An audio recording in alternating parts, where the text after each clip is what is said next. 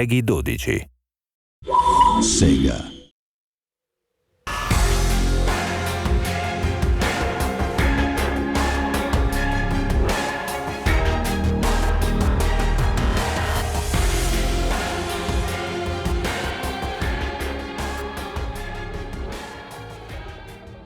Setting up your car is all about getting the balance right. Now that balance might be between oversteer or understeer, or the trade-off between downforce and drag. The front and rear wings on a racing car make a huge difference to the aerodynamic performance of it, commonly known as downforce.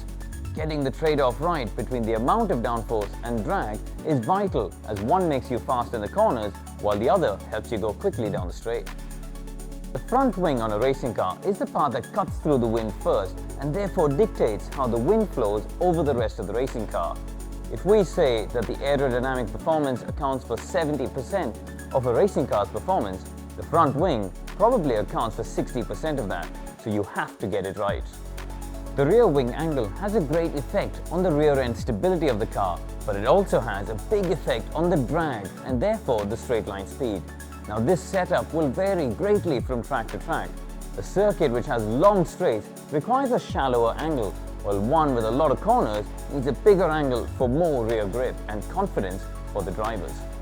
Shorter gear ratios allow you to stay in a higher rev range, and these are commonly used on tight and twisty circuits. However, if you've got a long straight, you're going to run out of steam before the end of it, and therefore you need a longer gear ratio to make it work. Choosing the right gear ratio is also dependent on your aerodynamic setup. If you've gone for a lower drag setup and higher top speed, you'll need longer gears. You'll never get a suspension setup that's perfect for the whole circuit. As such, you need to find a compromise that works for most of the track across the bumps, the curbs, and the different variants of corners. The suspension setup is also interlinked to the aerodynamics and the tires. A stiffer setup is better for aerodynamics but isn't good for tire wear. Knowledge is key here.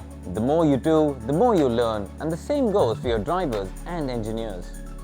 Sadly, there isn't a magic wand when it comes to car setup. Listen to your drivers and your engineers, and also rely on your own knowledge. Use the practice sessions wisely to gain as much information as possible.